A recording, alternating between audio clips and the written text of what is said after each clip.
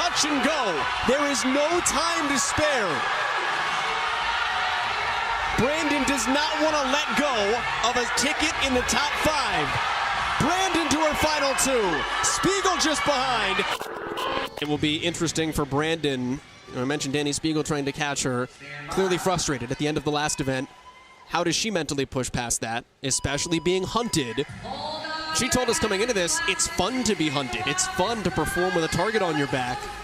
She's got one right here. And if I'm going to be honest, the nature of this event, if you had a frustrating event prior, if there's one event I could circle that it'd be fun to do angry, this might be the one.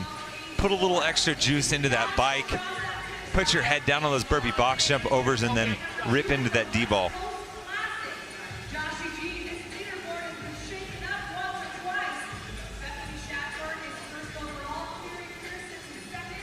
We're about 30 seconds into this event 5.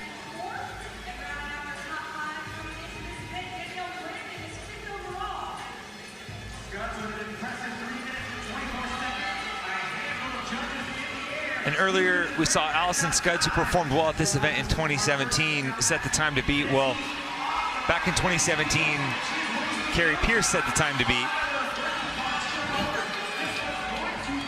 And shot out of a cannon already. We are on to the burpee box jump overs, and Dani Speegle is flying. She is on a mission, and Tommy, she knows she needs to cover ground and is out to do so. And that's scary for the rest of the field. She's moving well in these burpee box jump overs because you know she's going to manhandle that D-ball once she gets to it. She's one of the strongest athletes, not just in this field, but in CrossFit. So if she can get through these first 2 portions, then it's pretty smooth sailing for her.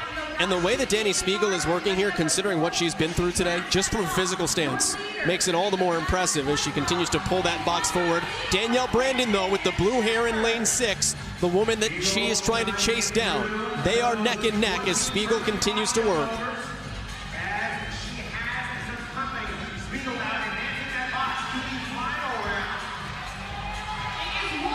Allison Scudds, 3:24. Time to beat. We are more than halfway there. 10 D-ball cleans on the final movement.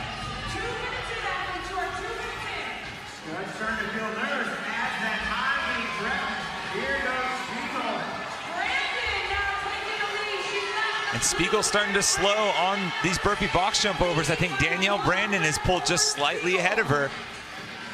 And it's interesting, Danielle Brandon, she'll touch both of her feet, then one leave foot overhead to reach with that. And here is Brandon, who is seconds earlier to the D-ball. These two going head-to-head here. They are in 5th and 6th place. This is the bubble. Between the two of them is a 19-point difference. Danielle Brandon racing ahead. Touch and go. There is no time to spare. Brandon does not want to let go of a ticket in the top 5. Brandon to her final 2. Speegle just behind, but Danielle Brandon, how about the comeback? Oh, did Speegle edge her out?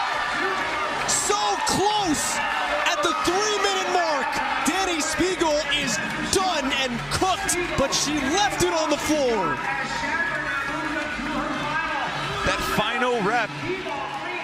That final rep, Danielle Brandon took an extra second on the way up to try and shift the D-ball. And that was just enough for Speegle, who absolutely emptied the tank on those final 2 and dove across the finish line. Speegle officially is ahead of Danielle Brandon. So Dani Speegle wins by 0.3, and it looked like Brandon was going to be there. But Tommy, you're right, those split-second hairs in a 6-minute sprint.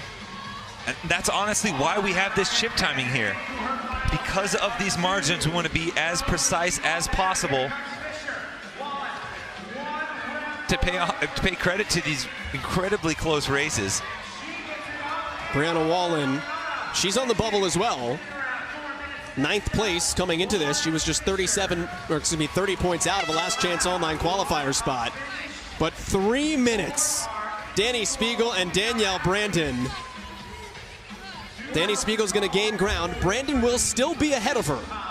19 points was the difference. That's not what was at stake there, but it makes it a whole lot more interesting heading into Sunday. But credit to Dani Speegle, right? She finishes 27th in the ruck run.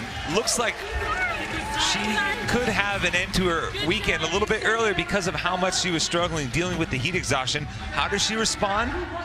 A 5th, and then it looks like a 1st, beating Danielle Brandon in a hotly contested race.